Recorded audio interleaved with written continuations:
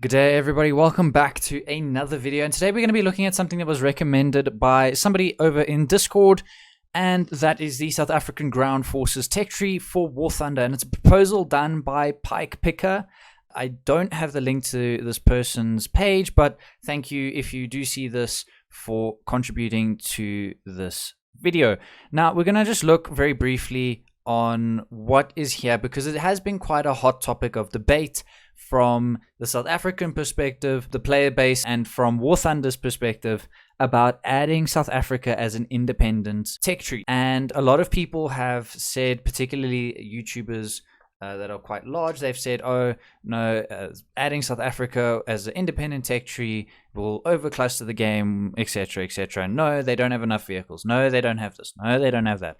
And I think it's great that we have such a strong proposal from the team that work on this sort of stuff. Again, thank you to Pike Picker for putting this out. And I hope it does get presented to Gaijin, or at least that Gaijin can see this. But without further ado, let's get on into it. So, starting with the light tanks on the left here, and we're going to kind of go left to right as we move through. So we've got the SARC Mark III, the SARC Mark III with a Hotchkiss 25mm, so that's an autocannon for those who are not aware. Then you've got the Flak 38 20mm, also an autocannon based vehicle, so this would be something similar to the light AA within the British tech tree. Then you've got the SARC Mark III SPZ, so the squeeze bore 41mm cannon. Again, it's going to be basically a squeeze boy, but on a SARC platform. Then you've got more SARCs. You've got the Breda 20mm, also an HMG / autocannon. You've got the Mark 3A. You've got the Breda 20mm self-propelled gun, or self-propelled. Again, it's 20mm, so autocannon or anti-aircraft gun. So there's a lot of SARCs that are going to be present. That's just because it's a very adaptable platform, but you get the idea. We've got light tanks here. We've got the Mark 3A and the Mark 2 Breda, with both being anti-aircraft. Then essentially you've got the M3A1 Stuart, the Crusader, shocker that. You've got the Hotchkiss SP again. And then you've got the PAC 35-36, so a 35mm gun. And then you've got the Canon 47, also an SPG. So again, large punchy guns for low BR, 1.7, 1.3, looking very nice. And then you've got the SA-38, which I don't know if that's we gave to Israel or if it was the Israeli sent to us, whatever the case may be. And then you've got the premiums here, the SARC 2-pounder and the SARC Mark 8. That is the first rank. So again, lots of repetition in terms of the SARCs, or the SARC platform, the South African Reconnaissance Car. But that is to be expected, because that is the most versatile platform that we probably have ever created, at least indigenously. Then we're going to go again. We've got the SARC 4, which I believe is already in game. Then SARC 5, the SARC 6 2-pounder. Then you've got the SARC 6 with the 6-pounder. You've got the BAT, which is basically a Jeep with 2 Brownings, so it functions very similarly to the M16. And then you've got the Unimog with 2 Brownings.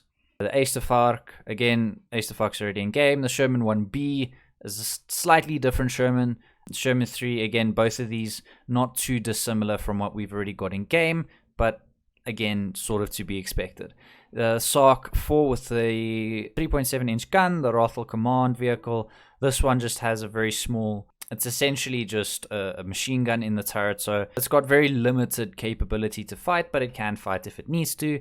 Then you've got the Rothel KPVT, which is also again another machine gun carrying, so this one's got an HMG, basically a 50 cal. Then you've got the Rothel 20 with a 20mm gun. We've already got that in game. And then you've got the premiums here, the Jordan, the Mark 4F, and then the 4 prototypes. So a lot of these are basically just Mark 4s. So that's it for rank 2. So some new interesting concepts, some that we've already seen, not overly surprising there. Again, there is a lot of wheeled vehicles and a lot of light vehicles, but that is because that is what we have been required to use in our environment. Then moving on to rank 3, you've got the Rothel 60. So this has the 60mm mortar, if I'm not mistaken. You've got the Rooikas Class 2A, which is basically a prototype Rooikas. This one, I believe, is the one with 20mm. Then you've got the Rooikas Rothel, which is the predecessor of the Concept 3. In essence, it's basically taking the Rothel and the Rooikas ideas and throwing them into one vehicle. Then you've got the Rooikat Saracen, which is basically, again, it's just a Ratel and a Rooikat. Then you've got the Samil 100 Zoomlak, which is basically a Samil truck with a the issue on the back, which is great. I love that. Kind of like the Bosvark, but it's a later edition of this. This is not as purpose-built. And then you've got the Sherman VC, the Sherman 5C, and the 2A, the Comet. Again, stuff that we've seen already in the British tech tree. The Eland 20 and Eland with a 20mm, Roy Class 2. So a development on the Class 2A. This is the Class 2C. The Eland 40 and Eland with a 40mm. Again, guys, these naming schemes are very intuitive, so I'm hoping you're picking up what I'm putting down. But anyway, so it's generally the vehicle type and then the caliber of the gun. That's essentially how we name our stuff. Then the Eland 60, this has the mortar. Then you've got the SPG line, which is quite interesting, actually. So if we scroll a little bit off to the right here. So this is a lot of premiums for rank 3. I'm not entirely against it, but I wish some of these were a little bit more in the tech tree. But again, due to the uniqueness of these vehicles, I can see why he's probably put it there. So you've got the MLRS, the Type 63. You've got the Mamba MLRS. You've got the Samil MPV, which is a artillery gun. You've got the Roy Class 2A Fat Cat. Mercedes-Benz Type 63 MLRS, the BAT MLRS, and then the Ratel 35. So again, most of those are MLRS systems, which is cool. It would be cool to see one in the tech tree. Maybe they do, because that would be very unique. And then the Ratel 35, a 35mm gun in there. Then you've got the Rooikat 2A, which has a 75. And that goes for all the Class 2, because they all have 75s. Then we move on to rank 3. So we're just going to keep going. I think I might just do this via BR. BR is 5 to 6, 7. You've got the Rooikat Eland. Again, I'm not sure if that is a double folded vehicle, but again, it's a Rooikat and it's most likely with 75mm gun. And then the Eland, I can't unfold that, so I'm not entirely sure. Then you've got the Ratel 90, which we've got in the game.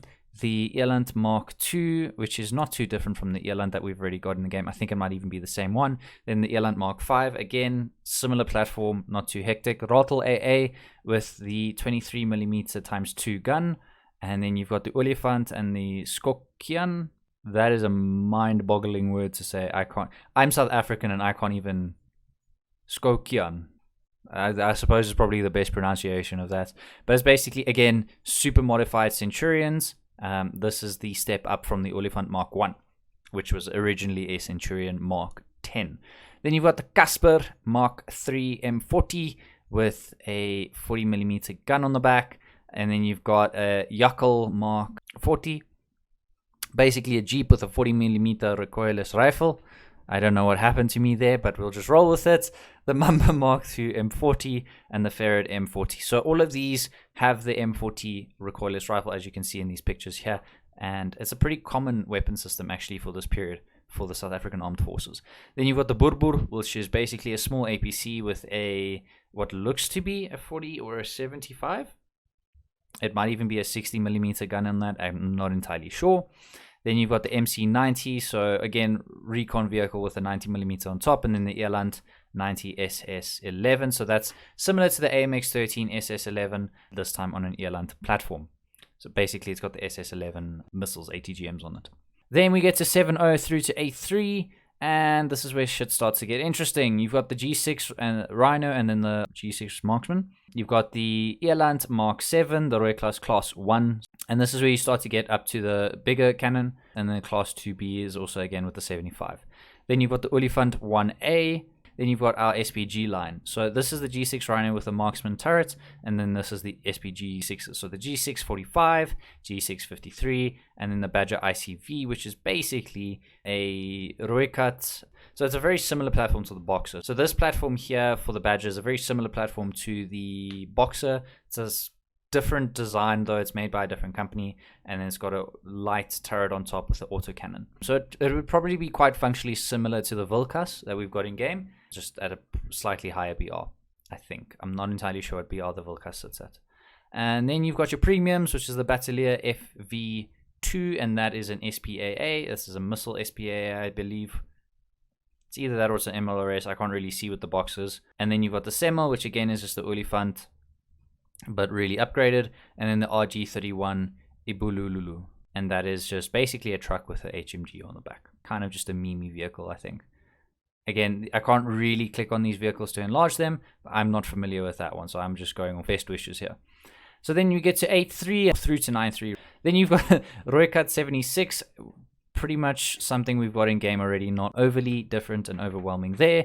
Then you've got the Class 3 Bismarck, which is basically a super-sized Roycat, kind of like the Class 3P, but I don't think it's as tall. And then you've got the Roycat 105, which we already have a variant of in game. I believe at the moment that is a premium.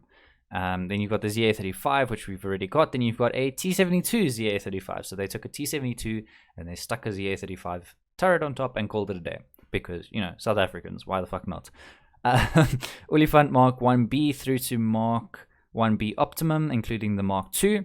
So this is where we're starting to really get our like really strong tanks. The Mark 1B Optimum is a really powerful technology demonstrator. I don't believe it went into mass production. I stand to be corrected on that.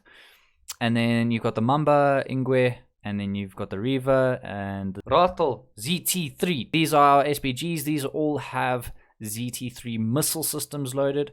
And they are, as people who have seen the ZT3 in the game, admittedly very far and few between. We don't really see the ZT3 that much, but it's a very powerful weapon system as it stands. Then you've got your premiums as well. You've got the Roycat with the airless tires. You've got the Warrior and MLT project, which is basically a light tank project that we started. And you've got the Gila, which is a very similar platform to the aforementioned SPGs with the ZT3 missiles. Then you start to get to the top tier, and obviously we don't have much further than 10.3 going up into 11 and 12, and that is because our development has stagnated. So potentially we could supplement this line with something, I don't know, maybe from Egypt or wherever. But anyway, moving on with the Rattle MTTD 105. Again, we've got these already, the technology demonstrators, the 120 and the 105. They're light tanks, they're good, they're powerful, they're strong. You got the G6 Spam, which is basically a self-propelled anti-air missile system. And then you've got the Roycat with the same platform, which is just anti-air missiles. You've got the Olifant Falcon, the TTD 105, and the TTD 120. One of these is already in game. I'm not sure which. I believe it's the 10.3 one, which is the 120mm. And then you've got the baby brother, which is the 105. And then you've got the Falcon, which is basically, again, just an Olifant, but supercharged. And yes, all of those supers were intentional because it is much stronger and faster than this one. But anyway, then you've got your SPGs, the Roycat ATGM, ZT3 missiles on top of a Roycat platform, the Mambombe 8, which is again the Mambombe or the Boxer type platform with a autocannon on top. If I remember correctly, the guys were saying it's a 30mm. Again, I'm not entirely sure. I speak under correction for a lot of this stuff. And then you got the Roycat 35, so a Roycat with a 35mm autocannon. And that is it. So again, lots of light vehicles, lots of repeating and various platforms. But the thing is, a lot of these platforms, although similar, they are very unique in how they behave and perform. So even though you have repetitive Roycat platforms, the weapon systems are quite varying. So yeah, that is basically it for the South African tech tree. It looks really promising. I think it could be quite memey to play and quite fun, which is at the end of the day what we're looking for in a game. But that is all I have time for now. Let me know, guys, what your favorite vehicle was down below, and if you think that this is a good idea. And if you don't think it is a good idea, let me know why you don't think it's a good idea in the comment section down below. As always, please leave a like and subscribe if you want to stay in the loop. I won't be streaming tonight when this video probably goes live, but I'll be streaming on Mondays, Wednesdays, and Fridays, with the occasional community stream on Sundays and uploading on Thursdays and Tuesdays. But until next time, guys, I hope you guys have a great day, and I will see you in the next one. Goodbye.